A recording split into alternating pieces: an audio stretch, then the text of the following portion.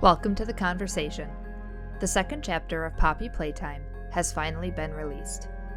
With a playtime of about 1.5 to 2 hours, it was chock full of lore and hidden story pieces. So much so that I have a bunch of videos planned to cover it all. As I did with the first chapter, I'm going to start with laying out 5 facts that we learned from chapter 2. I'm trying to keep theory out of this video and just focus on the facts that I found. However, I will have more videos coming soon that will cover a whole bunch of new what-ifs and maybes, so be on the lookout for those. Oh, and one thing before we get started. This video will contain spoilers from the first and second chapters of Poppy Playtime. This is your chance to turn back now. You've been warned. Number 1. The Game Station. Chapter 2 takes place in the Game Station, a massive hub that leads to a train to transport people to an exit or further into the factory, and has plenty of activities for children to play and learn in. At first I thought it was a place for visitors to come to and jump on a train for a tour of the rest of the facility. I mean, the place is huge. It could fit hundreds of kids and adults with ease. Turns out, this was a place just for the orphans, which we'll get back to in a moment. The game station was also Mommy Longlegs' main responsibility. She was to watch over the kids and keep them in line. As they were orphans, many of them grew attached to the giant toy, and grew to love her like their own mother. I have a whole video planned for Mommy Longlegs, so I'll leave that part of the story alone for now. The game station also housed 3 games for the kids to play in. These games were actually just a cover for extensive physical and mental tests run on the orphans. This too I will cover in its own video, but for now, let's move on to the second fact we learned. Number 2. There were a lot of orphans.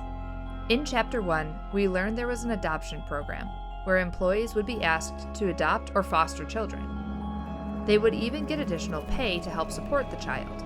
It was unclear how involved the company was in the housing and care for these kids, if they were actually running the orphanage or if they simply financially supported one. Turns out, the company had its very own orphanage. Not only that, it was massive. In this mural found just before entering the game station, we see dozens, if not hundreds of people walking around. And I believe that most, if not all of them, were children. You see, Mommy Longlegs loved children and took care of them, but she hated the staff of Playtime Co. And, as she was responsible for taking care of the kids in the game station, there wouldn't be a place for many adults to be wandering around the station. This means that the people depicted in the mural are mostly kids. Where did all these orphans come from? What happened to their parents? We're not quite sure at this moment, but time will tell. Number 3. The employees were not treated very well. In the first chapter, we saw posters and signs around the factory that helped employees during their daily jobs, but it was unclear how bad it was to work there. In Chapter 2, we got a much better picture of the type of workplace Playtime Co. was running. Employees were not allowed to have parties or celebrations while at work. They couldn't leave the factory until their daily tasks were completed. They had to sign NDAs to keep the company secrets or be terminated, which may be the more violent kind of termination based on the image on this poster. In fact, every positive message seen in these employee posters around the factory are promptly negated by the fine print. Reduce, reuse, and recycle, but not if it impedes company workflow.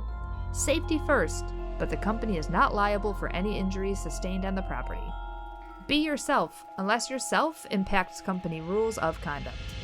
Not to mention, it's possible that these employees were the same ones that are now roaming around as toys and were used in experiments. But that's theory. Let's move on. Number 4. The company was dealing in death. Dramatic, right? But it's true. I speculated in my Chapter 1 videos that Elliot Ludwig, the founder of the company, started Playtime Co. to find a way to bring his dead daughter back to life.